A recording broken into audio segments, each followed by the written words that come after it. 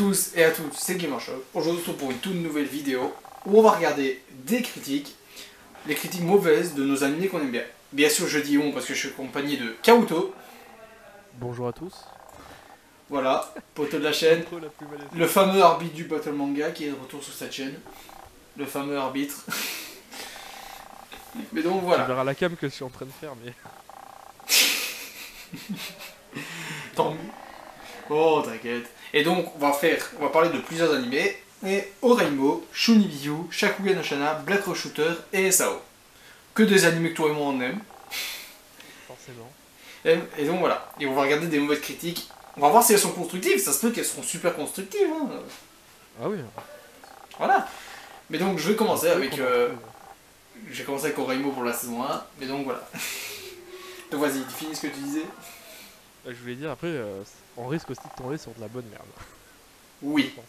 Et on fait une critique par animé juste pour Oreimo. On fait saison 1 saison 2 parce que c'est pas Un grave. petit problème juste sur Oreimo, saison 2, il n'y a pas de critique.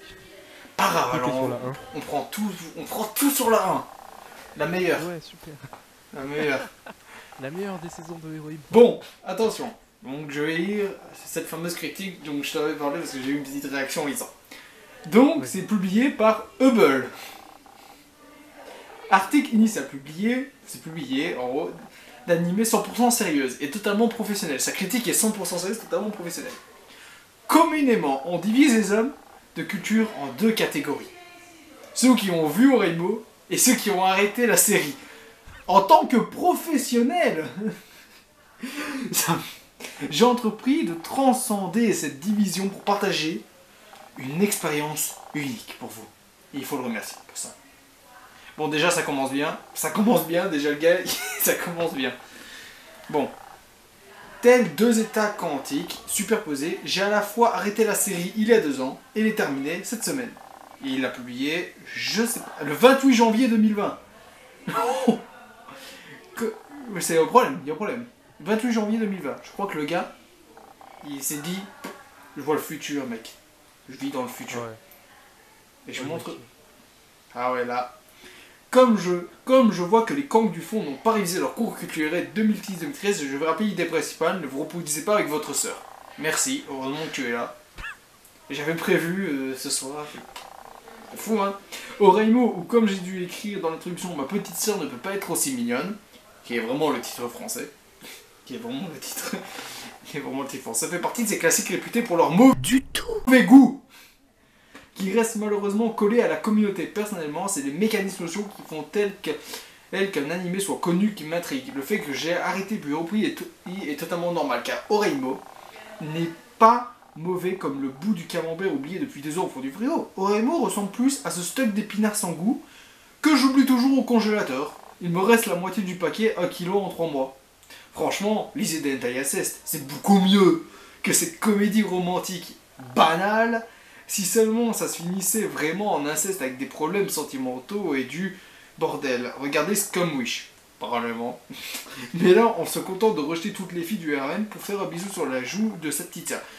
Et si seulement c'était vite expédié, alors oui, les filles du RN sont vite expédiées. Le scénario leur accorde au moins un épisode pour développer leur amour improbable sur NC-Kun dans le QI sert des talons au zéro absolu. Oh putain, ah, ça va devenir ton pote lui pour ça. Mais tous ces dénouements ô combien décevants n'arrivent que dans les 5 derniers épisodes parmi les 30 interminables. Déjà c'est 32. Mais bon, passons.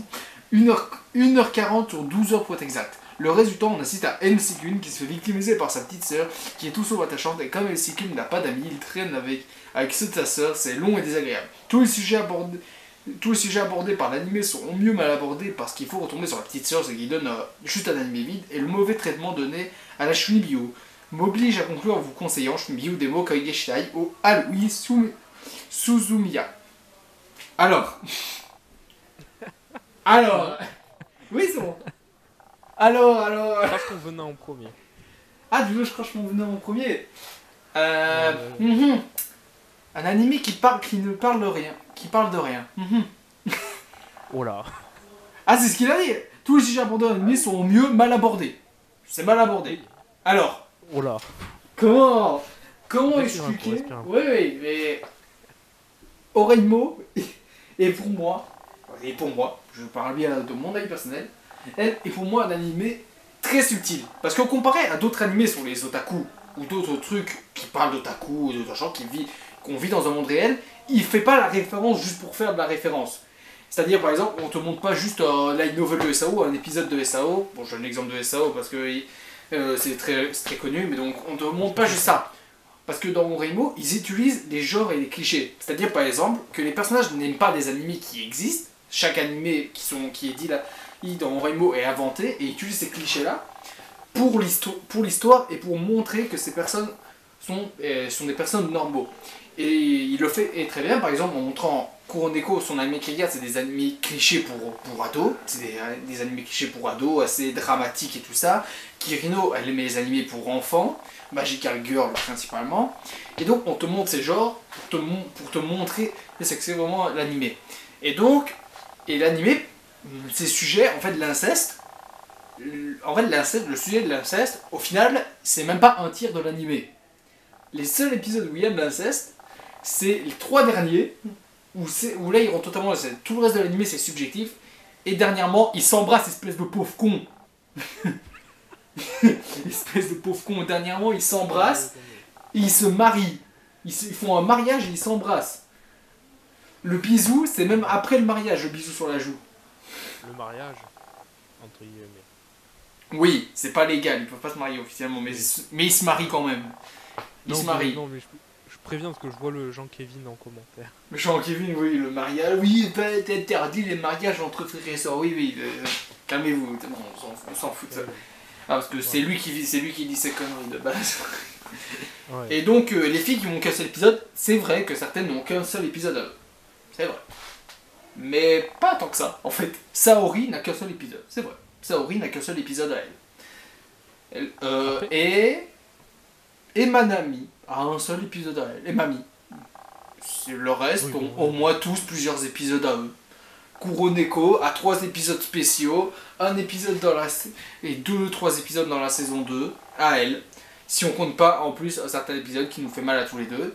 Ce qui fait qu'elle a en tout 7 épisodes à elle. Ayase a aussi son épisode à elle et a même d'autres épisodes à elle.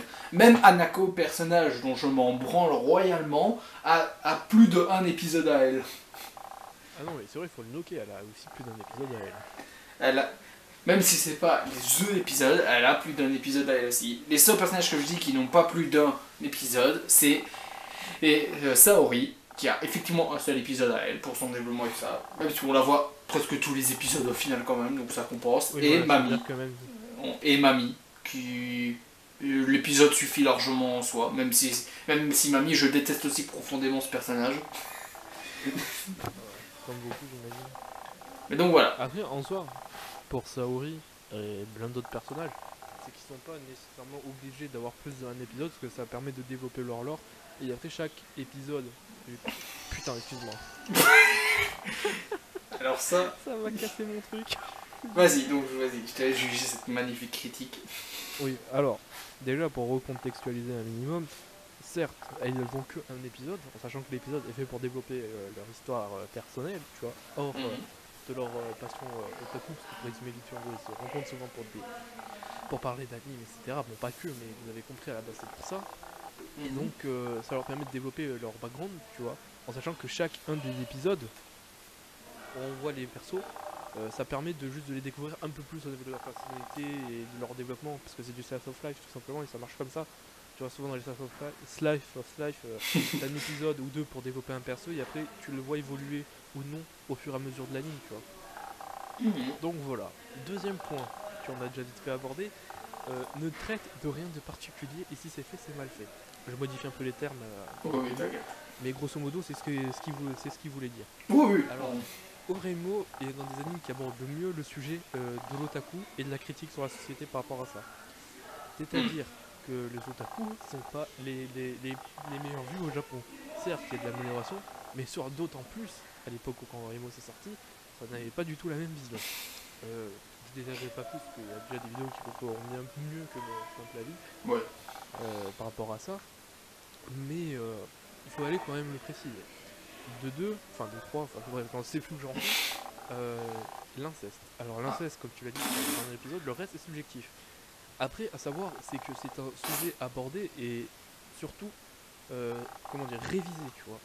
C'est-à-dire qu'en gros, c'est pourquoi il en arrive à avoir des sentiments pour sa sœur et dans quelles circonstances. Pourquoi, tu vois. C'est-à-dire qu'en soi, l'inceste, ça reste... personnellement, je ne cautionne pas ça dans la vraie vie, mais ça reste de l'amour, c'est-à-dire que tu choisis pas en fait, tu vois, on va dire. Ouais. Enfin, j'imagine. Oui, Tu après, choisis pas. Et donc, ça tourne autour de ça. Après, je suis totalement d'accord avec lui que Kyosuke c'est un gros connard. Fallait bien que je le place. Fallait bien que je le place. Oui, c'est pas. Kabuto déteste profondément Kyosuke. Ouais, j'essaie de rester poli pour ta vidéo, mais. Oui, c'est On mieux. va faire une vidéo 30 raisons de détester Kyosuke. Voilà, après j'ai pas envie d'aller plus loin dans mon explication parce que je pense qu'on a dit en surface ce qui était important et que des vidéos spécialisées sur Oreimo parlant uniquement du sujet faudra très bien la faire pour vous construire un avis si vous n'en avez pas un sur Oreimo, malgré que vous l'avez vu, parce que ça c'est possible aussi. Oreimo fait partie des animes où tu peux avoir un avis où tu sais pas trop où pencher, si t'aimes pas. Ok. Et donc cette critique, bon, moi cette critique, si je devais juger et sa note, 3 étoiles, moi je lui mets 1 étoile pour sa critique. Non, 0,5. Parce qu'il prouve juste qu'il a rien compris. 0,5 pour l'intention d'avoir marqué ce pavé. Hein. Voilà, parce qu'il a eu le courage d'écrire un pavé. Bon, ouais, voilà. je te laisse lire la prochaine critique. Alors moi, c'est une c'est une critique publiée par Blacklight, parce que tu l'as vu, avis du gros connard coincé du cul. Elle était très bonne ainsi. Concept, franchement ni original ni risqué, celui de devenir un anime drôle et divertissant basé sur les interactions entre personnages adolescents relativement typiques du monde lycéen. Particularité, l'histoire nous amène dans le quotidien bouleversé d'un jeune homme de 17 piges ayant découvert le plaisir coupable de sa petite sœur qu'il voyait jusque-là comme parfaite, à savoir l'univers héroïque. Cadre familial, comprendre famille et amis proches, avec un point d'honneur mis à la relation frère-sœur. Sujet principal abordé, tabou, possibilité du développement d'un second sujet, tabou, l'inceste. Bon, la formulation n'est pas là, mais je pense que vous avez compris ce qu'il essayait de dire. Et moi je lis mot pour mot. Pourquoi la sauce ne prend pas?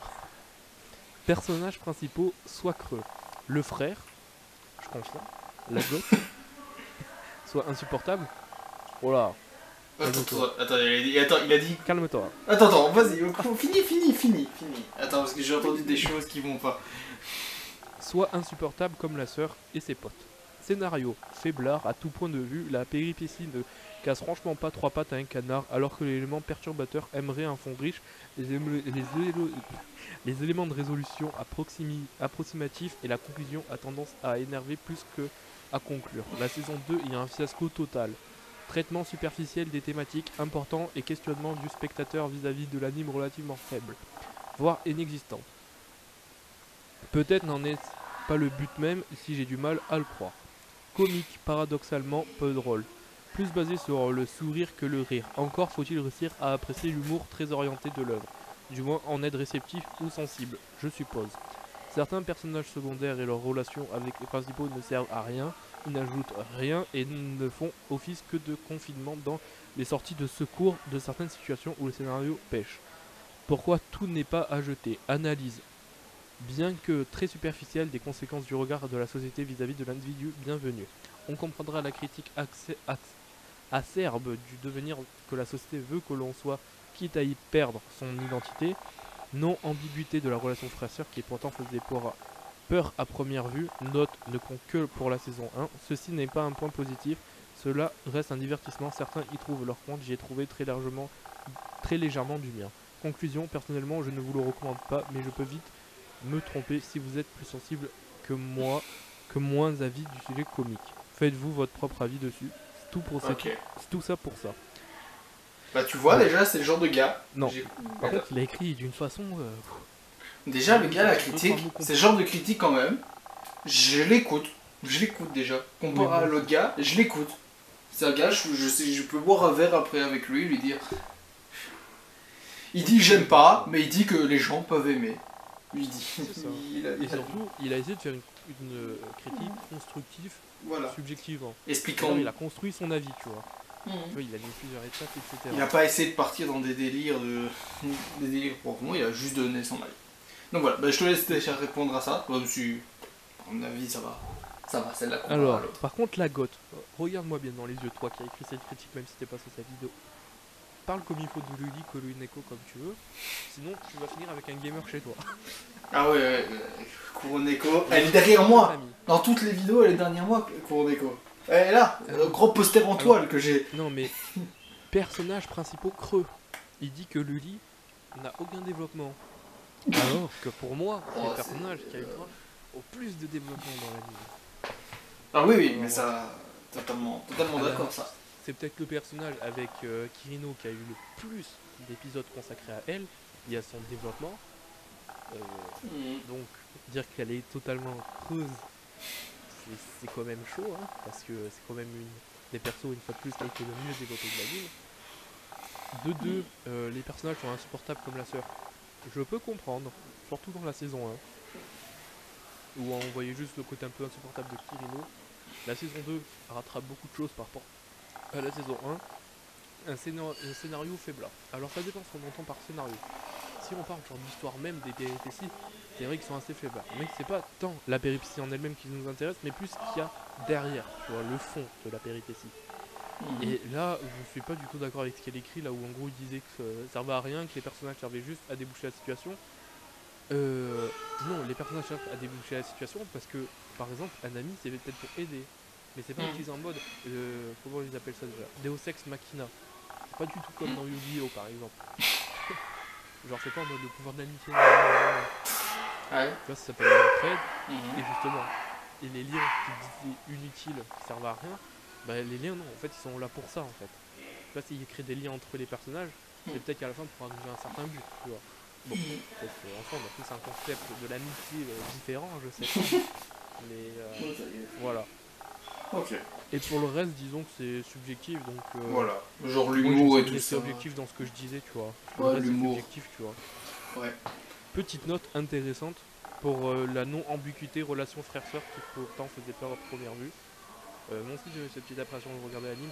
Certes, la saison 2 appuie bien plus ce côté-là, mais dans les derniers épisodes. C'est-à-dire qu'en gros, si t'es anti ça, tu vois, tu peux quand même regarder la saison 1. Comme j'ai dit, c'est même pas... dans les deux saisons en entier, c'est même pas un tiers de l'animé, là. C'est vraiment... C'est clair. Oui. Alors, résumé, parce que les gens ils résument Oremo par l'animé incestueux. Bon, déjà, comme on l'a dit tous les deux, c'est déjà à féliciter parce que Oremo a eu les couilles de faire vraiment... Ils sont frères et sœurs de sang. Parce que je savais pas le nombre d'animés où j'ai entendu à la fin, vraiment, je te dis, j'avais vu un animé. C'est ma demi-sœur, j'ai le droit de tremper le biscuit. Voilà, non mais à la fin, où je te jure c'est un animé, il reste 2 minutes et t'as le gars il est sur son ordi, il dit, je devrais peut-être lui dire un jour qu'elle a été adoptée. Mais dernière minute, je te le jure, je me dis, putain. Hashtag Suwa Kirito. Non, t'exagères. C'est sorti tout ça, C'est sorti. Non mais donc voilà, et donc j'ai pas grand chose à dire de plus, à part Kuroneko comme t'as dit, qui est un personnage avec un développement génial, qui a un développement tellement profond que c'est compliqué parfois de tout capter, et qui a sans regarder l'anime, en fait c'est sans spoil, parce qu'il y a tellement de choses qu'on pourrait dire, parce que j'ai pas envie non plus, on n'a pas envie de vous spoil et tout ça. Ah mais donc il y a tellement de choses qui est possible à raconter là-dessus, mais donc en général, l'animé a un humour qui est assez objectif. L'humour, c'est objectif, c'est plutôt ce qui nous fait rire qui est objectif, pas l'humour. L'humour, ça s'analyse, mais c'est plus objectif. C'est plus objectif. Et par contre, je suis totalement d'accord avec ce que tu as dit, c'est le niveau des relations de personnages que ça joue. Et comme j'ai déjà dit, et c'est une des meilleures... Les personnages en fait d'Oremo, comparé à d'autres slice of life, comme ils peuvent avoir à vivre des choses comme ils sont vraiment différentes, dans Oremo, moi, c'est un des trucs que je trouve tellement fort, c'est que les personnages, ça pourrait être toi. Ça pourrait être toi. À part dans certains trucs, 2-3 épisodes où c'est différent d'un truc qui t'arriverait dans la vraie vie. Genre, c'est pas un gros spoil, mais genre écrit ton light novel qui va être adapté en animé. Bon, ça arrive pas tous les jours. Mais la majorité du temps, qu'est-ce qu'ils font? Ils vont en convention, ils font des tournois de jeux vidéo, ils regardent des animés ensemble. C'est des trucs que tu Ils vont pourrais voir les vivre. ensemble. Voilà. C'est des trucs que tu pourrais vivre toi-même. Et c'est une défense de l'animé, parce que une critique que je dirais toujours, c'est comme si tu te cognais l'orteil. C'est comme si un personnage te cognait l'orteil. Et t'as mal. T'as mal. T'as la même douleur que lui. Car en fait, l'animé te plonge comme si tu étais les personnages. Et Donc en fait, voilà. tu t'identifies facilement au personnage. Voilà. C'est Et pour. quelque chose qu'il a très bien géré dans l'anime. Voilà. Bah donc on a fini avec ce magnifique animé qui s'appelle Orimo. Magnifique, bon. Bon, on va passer à Shunibyo. Alors, Shunibyo saison 1, j'ai regardé, il n'y a que des bonnes critiques. Il n'y a pas une mauvaise critique de Shunibyo saison 1. Par contre, saison 2, j'ai vu des salés. Ah ouais. J'ai vu des 5 étoiles et tout ça. Donc je vais en lire, un conseil, il y en a pas beaucoup, donc on va en lire qu'une de Shunibyo, mais parce qu'en fait, l'autre, il y en a une autre, mais je vous le jure, elle dure des pavés. Mais quand je te dis des pavés, c'est des pavés, donc on va en lire qu'une seule pour Shunibyo. Mais donc, Shunibyo, on va dire c'est, entre guillemets, avec de gros guillemets, à pas prendre ce que je dis 100% au sérieux, c'est Oremo version Shunibyo. Oui. Avec que des Gros Shunibyo. guillemets, mais on peut Gros comprendre ce que tu guillemets, cherches à dire. avec des gros guillemets. Mais parce qu'ils Oui, parlent, dans le ils sens parlent où, tous en les fait, deux ça du critique. sujet des apparences en fait. C'est plus en fait, je trouve que Shunibyo et Oremo sont des très beaux comparaisons parce qu'ils parlent tous les deux de, pas la différence sociale, mais la différence au niveau des apparences. Parce que souvent les personnes ceux que la société dise bizarres sont en fait les personnes les plus normaux. C'est même ce que Oremo et Shunibyo disent. C'est plus c'est même totalement ce que racontent Shunibyo et Oremo au final. Et donc voilà. Totalement. Alors, dans la saison 2. Alors moi, on va dire que je le fais exprès. Parce que pour Oremo, je aussi préfère la saison 2. Je préfère la saison 2 de Shunibyo. On va me le dire, je le fais exprès. on va me dire que Tu préfères la saison 2? Oui. On va me le préfère dire. aussi la saison 2 Il y a tout le monde qui préfère la saison 1, mais moi je préfère la saison 2. On va nous dire qu'on fait exprès. Tellement déçu de cette suite. Oui, voilà. Tellement déçu de cette suite. J'ai été surpris par la fin de la saison 1 de Shunibyo. Tellement de choses, bien et mal, bien sûr, mais surtout bien. Je vous mets en garde. Vous devez apprécier la saison 1 et vous êtes satisfait. Vous êtes comme une grande partie de la population à ne pas aimer les Transformers au-delà du second et les derniers Star Wars. Bon, déjà... Non, je me taire. Ça sort du sujet. Oui. Alors, inutile de vous lancer dans cette saison 2 qui vous annonce une saison 3 tout aussi vide et diminuante pour notre pauvre Utah. Alors, il n'y a pas de saison 3, donc ferme ta gueule. Alors, donc j'ai... Je pense pas qu'il y en aura. Non, parce que le film a terminé tout, donc je vois pas le problème. Oui, voilà, non. Il ne se passe mais tellement rien. L'histoire et les relations n'avancent pas du tout et font du pur sur place, alors qu'ils avaient déjà travaillé en présence. Putain, un personnage ami d'enfance satonné qui sort de nulle part. J'ai pas envie de dire que c'est classique, mais que c'est classique et mal fait en plus. Franchement, je me suis fait chier pendant une longue partie de la saison 2. Pour faire simple, deux tourtereaux se rencontrent, on apprend plus sur les raisons de leur rencontre et du caractère des deux personnages. La fin de la saison 1 est ouverte en même temps quasi happy end. C'était cool, on apprend qu'il y a une saison 2. Très bien, pourquoi pas? D'abord on relativise. Mais de ce qui est censé cette saison 1, ça sera difficile à imaginer. Et puis on regrette apparemment et on leur en veut. La plupart du temps, Rika et Yuta évitent le moindre contact, voire s'évitent tout court par moment, parce que une forme de timidité. Vous faire de la Shunibyo et vous êtes timide, mais vous êtes complètement allumé les gens sans rire. Et puis les voir se larmoyer pour rien à propos de vos conneries sans aucun sens ou but, vous conduiront à haïr cette relation que vous avez commencé à apprécier. Pourtant, pour moi, le visage à la saison 2 a été pénible. Oh non, il y a une saison 3 très bien. Bon, déjà, il n'y a pas eu de saison 3. Il y a eu un film, Shunibyo, Take On Me. Bon. Alors, l'ami d'enfance, c'est vrai que c'est cliché. Je vais pas mentir que c'est cliché. Mais, il y a des raisons à tout ça. Parce qu'elle ne sert pas juste à être l'ami d'enfance. Parce qu'au final, elle ne va pas, pour pas d'autres amis d'enfance, elle ne va pas tenter de finir avec Yuta. Premièrement. Donc ça, je vous préviens, comme disclaimer, ça va spoiler vu que là c'est la saison 2, donc forcément ça va spoil pour parler de cette critique. Donc Yuta et Rika qui sont distants. C'est totalement justifié et cohérent dans ce que ça raconte. Alors je vous renvoie sur mon parlons personnage animé sur Takanashi Rika, donc la fibre espale, où je parle justement de cette relation et tout ça, de pourquoi j'aime le personnage et tout ça, où je parle de ça. Mais donc je vais faire un résumé de tout ça. La raison pour laquelle ils sont distants, parce que Rika a peur. tout ça est expliqué dans Shunryu Take On Me et très bien expliqué aussi dans la saison 2.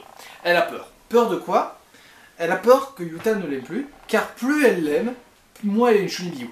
Et elle le dira elle-même dans le film Take On Me. Yuta a aimé la moi Shunryu, mais en changeant, est-ce qu'il m'aimera toujours? Et elle en a peur. Et c'est à ça que l'ami d'enfance sert, parce que cette amie d'enfance a vécu la même situation et a fait un choix. Et la prévient justement qu'elle va devoir faire aussi un choix.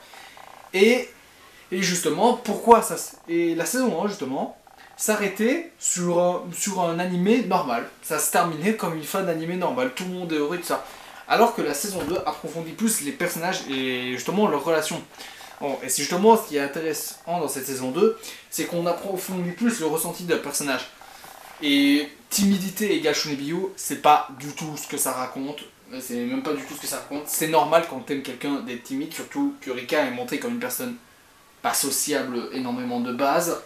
Ah, c'est que c'est une Shunryu, justement, c'est le principe même. C'est que c'est une Shunryu, donc il y a beaucoup de gens qui les trouvent bizarres et tout ça. Et donc, c'est normal qu'elle est gênée en étant en couple parce qu'elle n'y connaît rien. Donc voilà. Voilà ce que j'ai à dire. Donc sa critique, je peux comprendre je comprends ce qu'elle veut dire, mais il faut aller plus profond que ça, et voilà. Il faut aller plus profond que ça et plus s'imaginer dans la tête du personnage que de regarder sur la forme ce que ça fait. Voilà. Ouais, je suis d'accord. Satone Shishimiya, qui est donc l'ami d'enfance de notre héros principal. Non, j'ai vite fait zapper le nom, ne m'en souviens pas. Tout simplement, certes, comme tu l'as dit, c'est cliché, mais elle va bien au-delà du simple cliché. Comme tu l'as dit, elle sert vraiment. Et surtout, on a du développement au début sur elle, mais au plus la série avance, elle aussi elle a du développement. Et justement, elle sert à expliquer à Rika qu'elle a fait un choix, et qu'est-ce qu'elle doit faire, etc. Donc pour moi, c'est-à-dire sans rentrer dans les détails pour pas spoil, en fait j'ai l'impression qu'il a juste regardé l'anime et qu'il a même pas cherché à une demi-seconde à réfléchir. Vraiment. Genre, regarde Dragon Ball Super, hein, si c'est pour regarder, pour dire ça. C'est pour voir un animé pas de développement, là t'en as.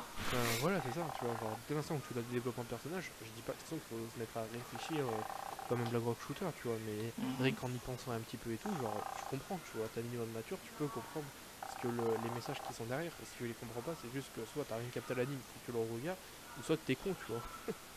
Je parle un peu cru parce que c'est simple à comprendre, tu vois. Oui. T'as le droit de pas aimer l'animé, mais de pas aimer l'anime entre guillemets, parce que t'as pas compris le message qu'il y a derrière. Parce qu'il a pas... Et la personne dit qu'elle a aimé la saison 1. Oui, bah justement, si t'aimes la saison 1, c'est que t'as réfléchi un minimum comme machin. Comment tu peux en fait aimer la saison 1 et pas aimer la saison 2 alors que c'est la continuité et que tout est, j'allais dire canon, mais j'ai pas le mot, mais dans la continuité. Oui, que tout est logique avec... c'est logique en soi. Logique. Tout est logique, c'est juste une évolution, tu vois. Et je plus en profondeur dans les personnages. Donc, et le film Shunryu est fini tout. Le film Shunryu, vraiment, allez le voir parce que Take On Me, le film Shunryu, il est extraordinaire comme film, pas assez connu. Il y a des gens qui ont vu les 2 saisons mais qui l'ont pas vu. Oui, il y a peu, parce que c'est le film en fait n'a pas été mis en avant du tout. Et pourtant, pour moi, il est même meilleur que saison 1 et saison 2 parce qu'il regroupe exactement ce que parlaient les 2 saisons.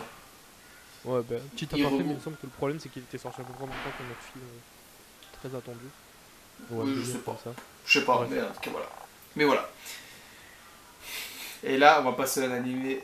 Ah, non, j'ai oublié de dire un truc. Ouais, vas-y, dis-le toujours. Alors, tout à l'heure, il comparait Oreimo à Scumswish. Scumswish, qui est le nom très peu connu de Kozuno Honkai. Il n'y a aucun rapport.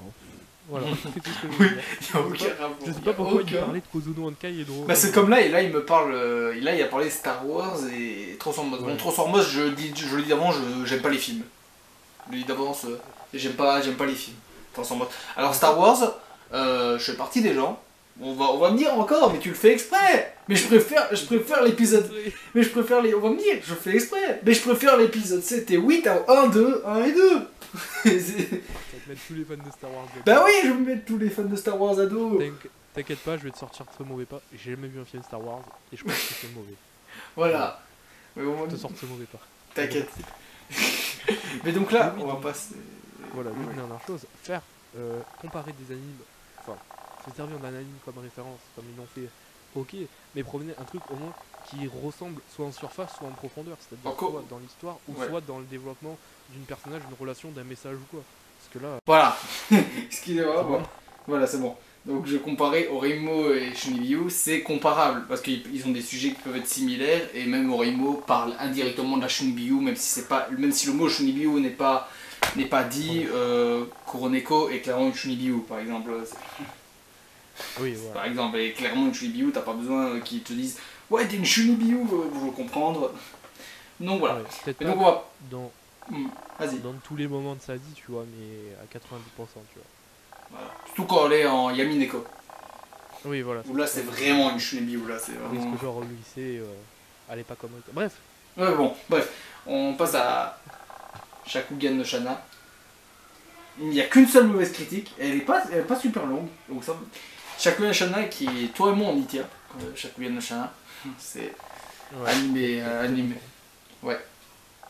Alors, donc c'est une critique de Pierre, mais pas avec un I, avec un Y. 4 étoiles. Alors, cet animé peut être vu de plusieurs manières. Comme une histoire d'amour, certes, mais ce serait fort réducteur de le limiter à cela. C'est vrai. Il faut l'admettre, en effet, il nous plonge également dans un univers incroyable et complet, où nous présente la Terre, où nous, humains, sommes dévorés, ou plus exactement, on nous absorbe notre énergie d'existence, pour un équivalent de démons mineurs, combattus par des Flame Haze, moi je dis en anglais Flame Haze, vaillants défenseurs qui protègent les humains, et les remplacent par des torches assimilées d'humains qui prendra la place de l'humain dévoré jusqu'à être oublié. Dans ce monde, on fera la connaissance de Shana, Flamme Ace et de Sakayuji, une torche pas comme les autres, pendant 3 saisons d'une vingtaine d'épisodes, donc c'est pas ça qui a vu les 3 saisons. Bon, ça sent. On peut les voir dans ce monde souvent hostile, et dont la complexité va croissante avec le temps. Pour donner une idée, la première saison est assez simple, et la qualité médiocre. Et la troisième est géniale. Mais quoi? Attends. Mais c'est n'importe quoi, mais c'est Attends, n'importe quoi. attends. Et la dernière et la troisième est géniale avec une qualité vraiment appréciable. En règle générale, il faut au moins voir la deuxième saison pour pouvoir apprécier un minimum cette œuvre. Mais si vous avez le courage de regarder jusque-là, vous aurez sous les yeux un animé très bien foutu. Mais en fait, tu t'es gouré. Il a mis 4 étoiles. C'est pas possible. Il est juste con. Il est juste con. Mais si vous avez le courage de regarder jusqu'à là, vous aurez sous les yeux un animé très bien foutu avec des personnages attachants, avec des liens forts, des émotions d'attention. Et bien évidemment, avec une histoire d'amour. Oui, il faut aimer, je vous accorde, moi j'aime. Dans le sens, je peux que vous pousser à regarder. Donc, le mec, juste, je t'ai gouré de notes. Alors, mais malgré que c'est soit couré de notes, il s'est aussi couré de saison. Là. Je crois qu'il s'est gouré de saison, hein, parce que. Attends, parce que c'est pas Ah possible. non, il a pas pu se couré de saison, parce qu'il dit si vous avez le courage d'attendre jusqu'à la saison 3, en gros. Pour dire que c'est bien, tu vois. Ouais, mais donc, il y a pas attends. la saison un. Attends. Oui, après. Saison 1, en fait, elle est encore très bien foutue pour l'époque, mais en fait, je rappelle quand même, il y a 2 versions chaque Chanel. T'as la version, la première qui est la première, et t'as la version DVD, et la version DVD, elle est machallah, la version DVD. On est bien d'accord. La version DVD, elle est sublime, la version DVD de la saison 1. C'est la meilleure version. Même si la saison 3, effectivement là-dessus, il a raison, la saison 3 est super belle par contre. Pour moi, c'est la plus mauvaise. C'est la plus mauvaise parce qu'il y a des problèmes scénaristiques qui est vraiment plus que simple qu'un animé soit beau. Parce que c'est vraiment. Il y a vraiment des gros problèmes scénaristiques. L'animé, à la fin, il speed, mais il speed le combat final à une vitesse ahurissante. On enchaîne combat sur combat sans aucune pause. C'est vraiment. Après, ils ont fait de leur mieux. Hein. Oui, mais l'animé a vraiment plus de problèmes qui va plus loin que juste une saison bâclée. C'est des problèmes de rush. Je sais pas comment la saison a été faite ou quoi. Je travaille pas pour des animés tout ça. C'est déjà exceptionnel que ce soit fini, que ça a été fini, c'est déjà exceptionnel. Mais donc la saison 3 a plus de problèmes qu'autre chose. A des problèmes qui vont plus loin que juste il y a trop de combats et tout ça. Parce que là-dessus, les combats sont beaux, là-dessus, il n'y a pas de souci. Et pour moi, il y a le meilleur ending du monde, I Believe. Allez écouter ça, il est magnifique cet ending. Je confirme. Mais donc saison 1 moche. Après, s'il a vu l'original et pas le DVD. Ah, si c'est la version sur YouTube qu'il a vu, effectivement. Si c'est la version sur YouTube. Ouais. Ah là, il a pas vu. Après, c'est juste l'animation, tu vois, en soi. Tu vois, genre, Ouais, mais. si tu résumes juste une mauvaise saison à une mauvaise animation. Ouais, mais après, Ouais. après j'ai pas compris pourquoi Après, 4 je comprends. étoiles, mais il faudra Si m'expliquer. vraiment il pourquoi. veut une mauvaise animation, il va avoir les fleurs du mal, tu vois. Là, Le gars, il a quand même dit ouais, l'animé est génial, saison 3, j'ai surkiffé, regardez la saison 2 pour tout piger à la suite. Bon, 4 étoiles et merde. mais ça, sans être méchant, ça me semble être une critique de quelqu'un de 11 ans à peu près. Vu tous les smileys qu'il met. Donc ça peut se comprendre, tu vois. Parce que quand Oui. t'as 11 ans, tu vois, ce qui t'intéresse, c'est le combat, tu vois. C'est pas la psychologie, la réflexion derrière, le développement d'une relation amoureuse, etc., tu vois. Bon, Je suis j'ai clairement trouvé méprisant quelqu'un envers qui est cette plus personne. salé pour Shakugan no Shana. J'ai trouvé Ah ouais. quelqu'un de plus salé. Donc, cette partie-là, je vais quand même vous la laisser, comme ça vous voyez quand même une critique incohérente dans son truc. Là, j'ai trouvé une vraie mauvaise critique. Et celle-là, vous C'est la l'aurez. 5 étoiles. Alors, je dirais. Oui, c'est la 5 étoiles, qui est plus salé, de ce que j'ai lu. Et donc, vous aurez bien sûr des screenshots de chaque truc. C'est juste.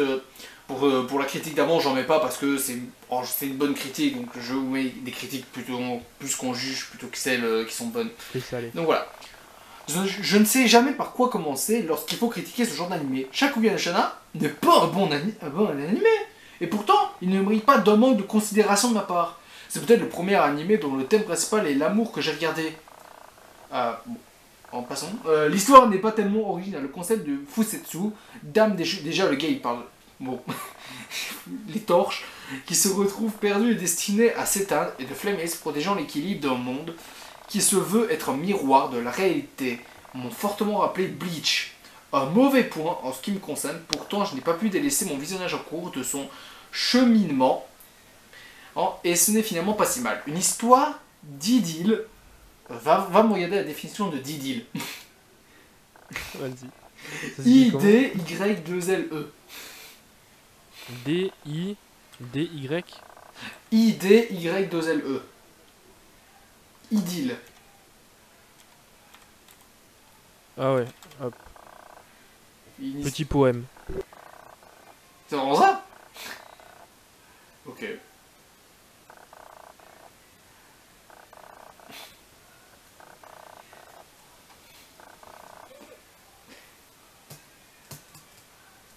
Ouais, excuse-moi, il y a mon daron.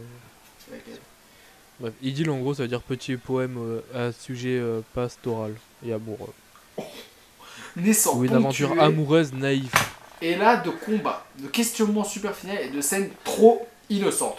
Voilà une ambiance qui ne ressemble à rien à ce que j'ai pu regarder. Mais passé mes priori sur ce genre d'anime, me voilà lancé dans un univers touchant, qui m'a fait ressortir mon âme d'enfant. Le genre de truc dont on a honte devant les autres, mais qui au fond de nous plaisent fortement. Comme j'ai dit, l'histoire de base n'a rien d'exceptionnel, et pourrait, et en plus, en laisser un grand nombre sur le banc des haters. Pourtant, je me suis attaché à ce personnage principal, qui est pour moi Shana, et sa relation avec le second personnage qui est Yuji. Et même si les scènes de combat stupides entre raison et de morale type l'amour est plus fort que tout m'ont franchement saoulé, je demeure satisfait d'avoir fini l'animé. Au final, j'aurais passé un bon moment en compagnie de presque tous les personnages, mention spéciale pour le grimoire Marcosias, qui m'aura bien fait rire. Pour ceux qui veulent savoir qu'il en est de la prod, voilà pour vous, l'animation bien foutue, les beaux, entre guillemets, dessins sont au rendez-vous, et les soundtracks sont autosuffisantes. N'empêche, trop de choses ne peuvent pas être ignorées, et l'une d'entre elles m'a particulièrement choqué, le manque de malfaisance de certains antagonistes de ce type d'animé, en ce qui ne donne pas envie de continuer et regarder les saisons qui suivent. Bref, ça que se dit pour moi, à voir si on a du temps à perdre, mais pas si on veut voir un chef-d'œuvre. J'éditerai la critique, voilà. Bon, pourquoi je retrouve cette motivation, mais donc voilà. Donc voilà.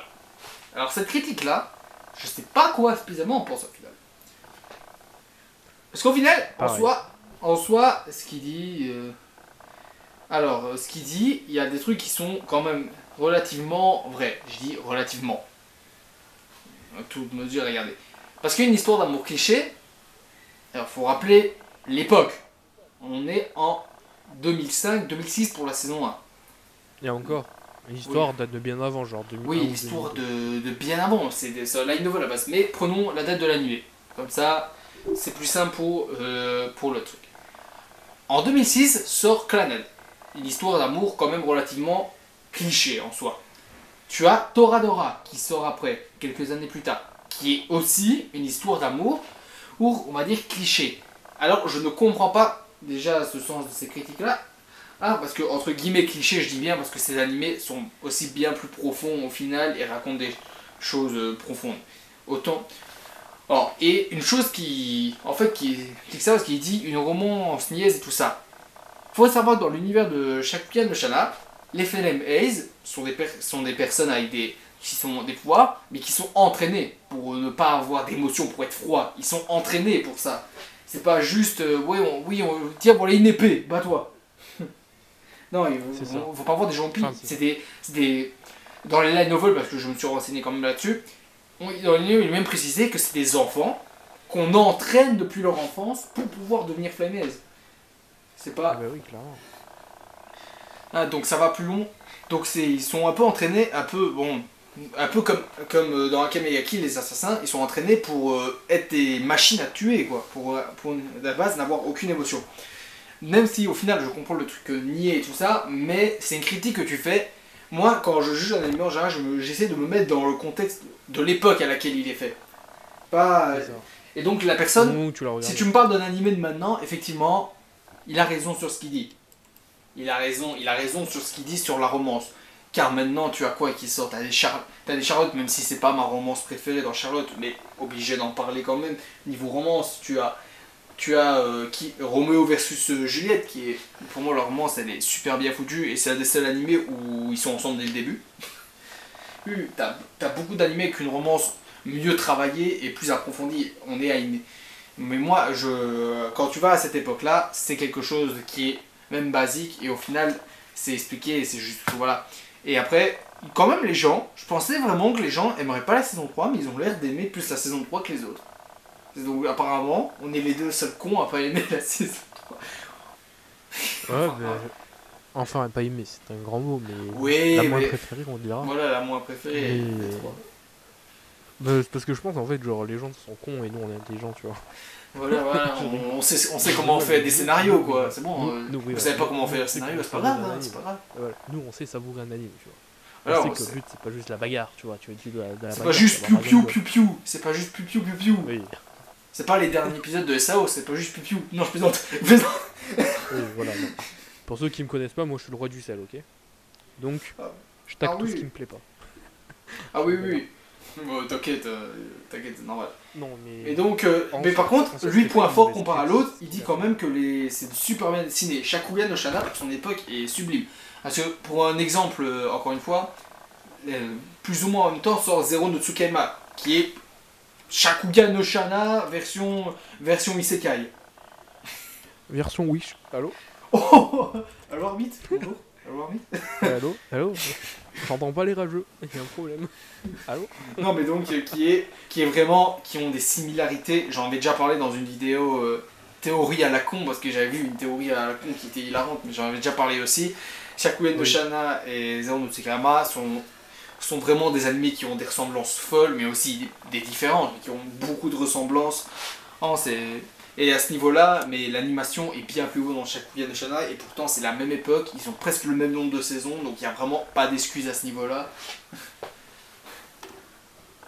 Mais donc voilà, je te laisse donner ton avis sur cette critique. C'est une belle critique. Selon moi, t'as presque tout dire. En soi, c'est pas une mauvaise critique, parce qu'il relève quand même certains points positifs, il donne son avis, mais une fois de plus, t'as l'impression que des fois ils comprennent pas vraiment le fond, tu vois, qui reste beaucoup sur la forme. Après, peut-être des personnes jeunes ou des personnes juste qui connaissent pas assez l'univers des animés pour pouvoir voir plus loin que leur bout de leur nez. Ouais, je tacle, y a pas de problème. Mais c'est vrai que des fois tu te demandes genre s'ils ont vu le même animé que toi, tu vois. Mais bon, en soi son avis, tu vois, genre il a quand même essayé de construire, de donner des points positifs et dire malgré tout ça qu'en gros il a un peu qu'il aime. Voilà. Il a mis un 5, donc il aime bien, mais c'est son plus quoi, c'est pas... Oui voilà, ça veut dire en gros c'est un anime où genre il a apprécié, mais c'est pas un truc qui l'a marqué. Je pense que c'est ça qu'il cherche à dire grosso modo à travers son message. Après, voilà, il a quand même souligné la magnifique animation. Aujourd'hui, moi, franchement, je peux no Shana dans mon top 10 des animations les plus belles. Ah oui, vraiment, allez voir des gifs de les versions HD de la saison 1 et 2 surtout. Oui, parce que, allez voir des gifs de ça, parce que je vous jure, t'as les scènes où les flammes, t'as l'impression, la lumière et tout ça, Il y a un travail de genre ouf. l'image que je t'ai envoyée, là. Tu vois, d'habitude, les versions HD, je trouve que les versions DVD, souvent, c'est juste des poils de cul qui refont, mais là, c'est vraiment, ils ont tout refait de Oh A là, à il y a Z. un énorme travail. C'est incroyable comment ils ont fait ça. Bon, donc on va passer à Black Rock Shooter, animé sous-côté de ouf. Déjà, je commence direct. Je l'ai en DVD, Black Rock Shooter. Incroyable, vraiment, ça c'est à voir, les gars. C'est à voir, Black Rock Shooter. Voilà, conseil, en même temps, on peut conseiller des choses. Bon, Après, attends. critique. Il faut deux Qui a- positions. Attends, avant de commencer, Ouais. il faut deux positions, deux critères obligatoires pour voir Black Rock Shooter. De une, sans être méchant vers les personnes les plus jeunes, attendez d'être bien mature, tu vois, de pouvoir bien comprendre tout ça. Ouais. Parce que ça Et même, t'as des moments qui sont assez glauques quand même. T'as des moments Oui, qui voilà. sont glauques là-dedans. Parce que au Voilà, début. faut réfléchir et comprendre, parce que c'est vraiment un anime, genre je veux dire, au plus t'en connais sur la vie, entre guillemets, au plus tu vas l'apprécier, tu vois. Après, Ouais. au bout d'un moment, tu vois, ça, quand c'est pas non plus l'œuvre la plus styleuse aussi qu'au monde, mais c'est vraiment une des œuvres japonaises, de mon avis, Ouais, ça te fait rire. qui est le plus profond, tu vois, la plus profonde, voilà, au niveau de la réflexion, tu vois, Je suis d'accord. sur tout ça. Et donc, vraiment, ayez de la bonne maturité, soyez dans un bon mood pour regarder l'anime. Genre, voilà, Ah oui, sinon, soyez vous pas allez en comprendre. dépression. Oh là, si vous êtes en dépression, les gars, c'est suicide. Ouais, en vrai, non, ça va. Oh, Ouais, c'est pas non plus l'anime. non, T'as c'est des pas non plus, moments. Ouais, mais non, t'as mais des t'es en moments. dépression, tu regardes un Plastic Memory, là je peux comprendre le suicide. C'est un autre débat. On s'égare, Bon. on s'égare, voilà. Bon, En gros, critique, soyez bien mature, soyez Ouais. intelligent, faites pas les gars. critique de Meluska, qui a mis 5 étoiles. À la base, Black Rock Shooter, c'est le dessin d'un type qui a inspiré au groupe pour créer une chanson à succès avec le célèbre logiciel Vocaloid, pour ensuite donner lieu à des tonnes de produits dérivés, principalement des figurines, un OAV, de base il a mis une OAV, mais je dis un, et finalement, c'est un animé qui développe plus ou moins l'univers mis en place dans l'OAV.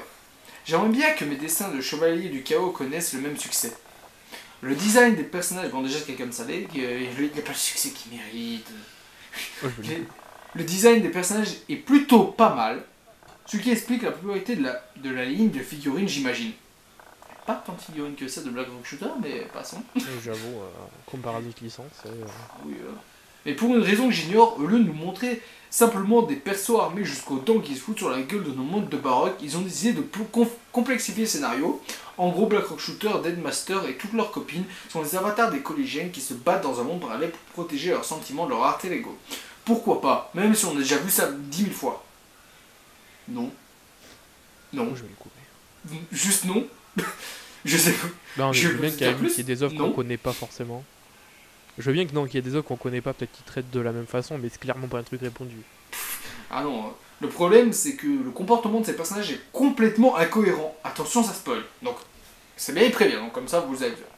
Du genre la yandere paralégique. J'ai du mal à parler. Par Qui rappel. du jour au lendemain se remet à marcher et devient la star du collège. L'infirmière qui pète les plombs sans trop qu'on sache pourquoi, et la basketteuse à qui il arrive plein d'emmerdes alors qu'elle n'est même pas associée à des avatars dans le monde alternatif. T'as pas vu l'animé. Non, mais regarde des AMV ou. La série ne fait que 8 épisodes. Non. Mais c'est pas possible. Ce qui est certes assez court pour développer la psychologie des personnages. Mais de là à partir dans le n'importe quoi, il y a une limite. Les sets de Goma sont réussis par contre, il aurait dû en faire un shonen basique, ça aurait été tout aussi anecdotique. Mais aussi, ça aurait gardé une certaine cohérence. C'est la première fois de ma vie d'otak, pas d'otaku, d'otak.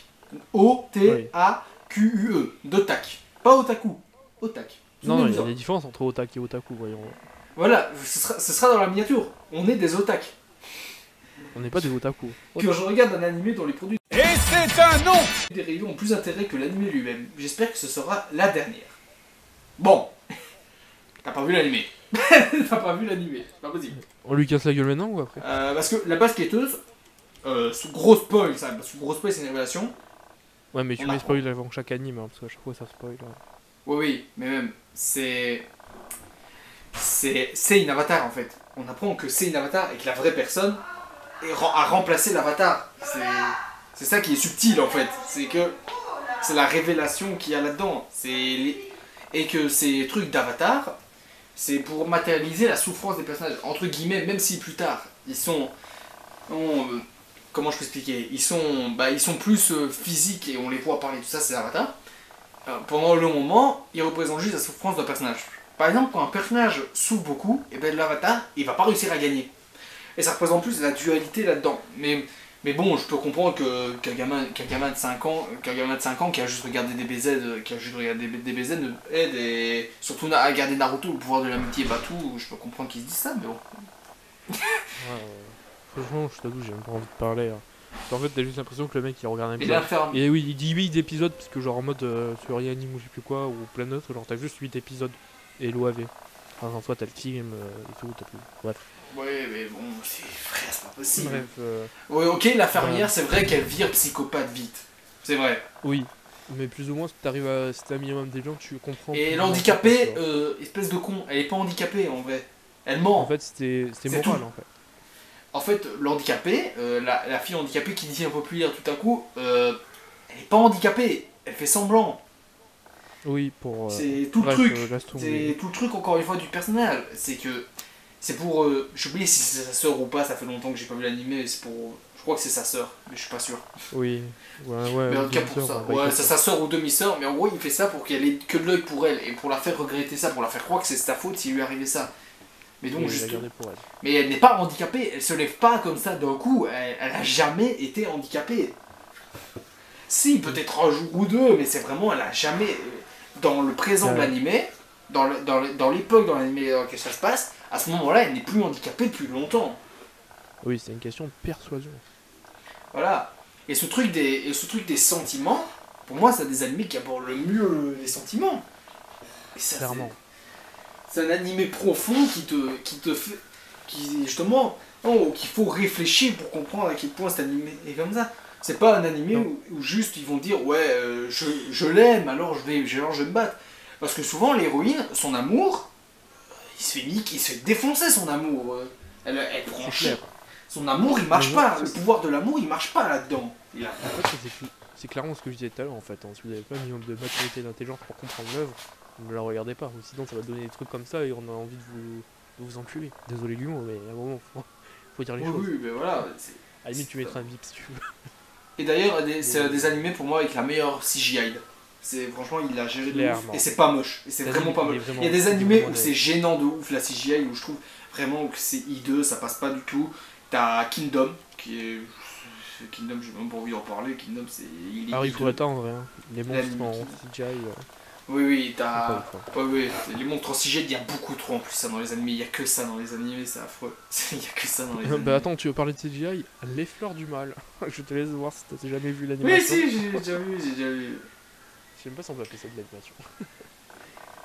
Mais donc. Bref, voilà, franchement, regardez pas cette œuvre si vous n'êtes pas apte mentalement à la comprendre sans être méchant juste. Il faut vraiment pouvoir avoir la réflexion sur l'œuvre pour la comprendre et l'apprécier. Et la patte graphique de l'anime est magnifique. Tous ceux qui critiquent, vous avez de mauvais goût, tout simplement. La CGI, en vrai, quelqu'un il aime pas graphiquement l'anime, je peux comprendre, tu vois, c'est chacun ses goûts, tu vois. Mais dire qu'elle est mauvaise, c'est chaud là, c'est chaud. Les couleurs, la CGI, la fluidité, tout est bien en fait. Alors franchement, à part certaines scènes peut-être dans le monde réel, tu vois, enfin réel, tu l'as compris quand je veux dire ça. Ok, peut-être vite fait des cheveux un peu moins travaillés, des visages plus simples et tout. Mais clairement, quand il y a besoin genre d'une animation magnifique, l'animation est là. Et les couleurs aussi. Parce que, par exemple, le bleu, du personnage. Chaque couleur représente une émotion là-dedans. Oui, voilà. Ça, tout le monde l'a pas pigé parce qu'on te le dit pas. Ah oui, mais par exemple, faut le comprendre. Voilà, et pour ceux qui ont vu l'animé, donc spoil, donc vous passez quelques secondes ou pas. Ah, par exemple, la psychopathe, justement, le rouge représente la colère, le vert représente la tristesse, et chaque truc représente un truc spécial. C'est pas juste. Et je voulais dire bleu, la couleur, comme elle est magnifique, quoi. Genre, le bleu, c'est aussi la peur et tristesse. Bleu, c'est peur et tristesse. Vert, c'est. Vert, j'ai oublié ce que c'est. J'ai oublié le sens de chacune des couleurs, mais donc voilà. Ah, donc là on va passer, alors ça va aller vite.